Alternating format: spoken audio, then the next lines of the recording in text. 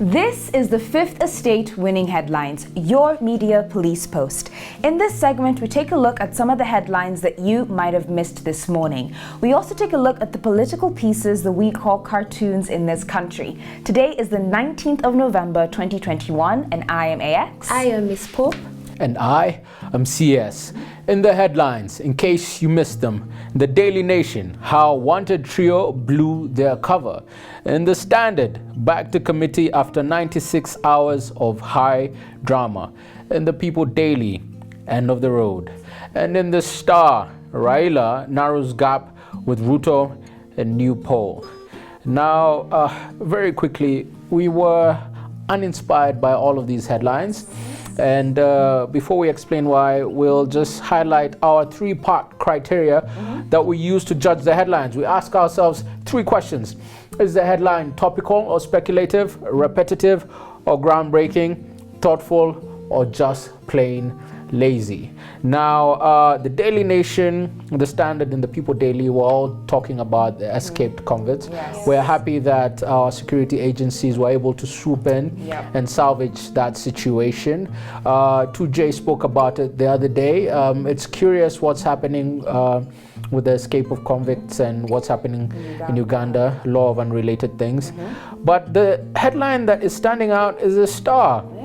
And they are highlighting that Raila is narrowing the gap with RUTO in a new poll. Now, it is true, Raila is gaining ground. And fast. Yes. But the thing that is misleading when you read the story is that they would want you to believe that Raila is coming from behind, initially from a position of 14.2% and then to 28.6%, while RUTO is maintaining at 45.6%. That is categorically flat out wrong. Raila's numbers, by our assessment, that he is 44% strong. Yes. And he only needs a few votes from the mountain in order to cross the 50% plus one threshold. Now, because of that, the other three headlines don't speak to our political moment in the country right now, and the Star is misleading us, so we toss all of them out, and we'd like to share a few other submissions in engaging you. So why don't you kick us off, Miss Pope? Today, I would like to remind RUTO that all is not as it seems. He has made some grave assumptions, and if he keeps running his campaigns based on these assumptions, losing the 2022 election will be the best possible outcome. Once upon a time, a girl was traveling from Nairobi to Western Kenya by bus. On reaching Westlands, the girl got up from her seat and walked to the driver and asked, "Tumefika Naivasha?" The driver answered, "Bado." When they reached Kangemi, the girl walked to the driver again and asked, "Tumefika Naivasha?" The driver screamed, "Not yet." But he promised to alert the girl when they reached Naivasha. And with this promise, the girl slept. On reaching Naivasha, the matatu driver forgot and drove for 30 minutes. Then the girl accidentally woke up and asked, "Tumefika Naivasha?" At this point, the driver was devastated. He quickly made a U-turn and drove back the opposite direction towards Naivasha. When he arrived, he told the girl, "Sasa tuko Naivasha."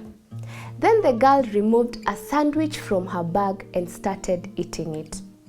Asked what she was doing, she replied, "My mother told me that I can only eat my sandwich when we reach Naivasha." At this point, the angry driver asked the girl, "Where are you going?" Then the girl answered, "I am going to Kakamega." So what's the lesson here? The matatu driver in this story was an assuming man. He assumed that the little girl was going to Naivasha, yet she was going to Kakamega. And because of this, the driver wasted time and fuel. Ladies and gentlemen, this is the story of RUTO and Gema. RUTO has made far too many assumptions about the community he is courting. And Gema, like the little girl in the matatu, will do the unexpected. When the Gemma girl asks RUTO, the driver, if we have reached the 2022 election, she's not asking to alight and vote. She's asking to do the unexpected, to eat her sandwich. So as RUTO responds with ever-increasing anger that, no, we have not reached, he assumes that Gemma is asking so that they may vote for him, when this may not be the case. In fact, this is not the first assumption that he has made about Gemma. RUTO has assumed Gemma can be bought when we only know that Gemma can be rented. He has assumed that all of Gemma will remain intact as a voting bloc, when we know that whenever Gemma does not have a candidate on the ballot, their vote is divided and they vote in fewer numbers. Above all, William RUTO has assumed that you can trust a Kikuyu. But I suppose everyone learns at different speeds. These assumptions are why RUTO will lose the 2022 election. But there's a twist to the meaning of the story. For RUTO has made not one fatal assumption, but two. In assuming that Gemma will vote for him, he has also assumed that he is headed to State House, when in fact he's headed to The Hague. With each update from the ICC in the progress of Gicheru's case, RUTO's case is becoming more and more intertwined with Gicheru's. And soon, if RUTO is not careful, the ICC will capture two chickens with one stone, as it were. What is our point here? That sometimes when you assume, you make an ass out of you and an ass out of me. And now, our final thought.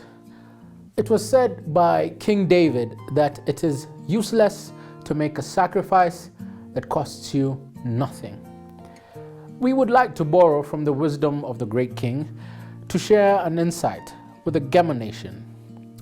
Now, we can all agree that in 2022, the Gemma nation is unlikely to have one of our sons ascending to the presidency. This is a sacrifice that Gemma will have to make.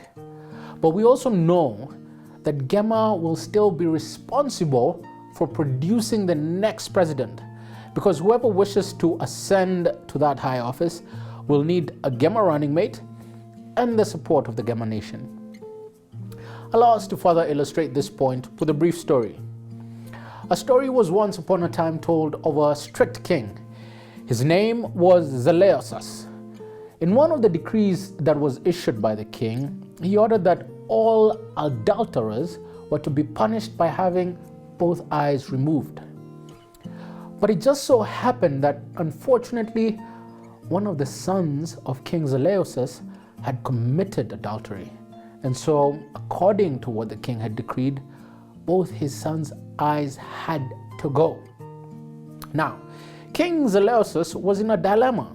On the one hand, he had to uphold the law, otherwise he would be a hypocrite and he would not be taken seriously. But on the other hand, being a loving father, he also wanted desperately to show leniency to his stupid son. And so the king decided that in order to achieve both aims, to uphold the law while also showing leniency to his son, he would share the punishment with him. The king therefore ordered that only one of his son's eyes be removed, but also one of his own eyes be removed as well. By resolving the dilemma in this way, his subjects saw the king as both fair and just. He paid the price. And this is how the Gemma nation must view the political moment they are presently in. Gemma will lose one eye, but not pursuing the presidency in 2022.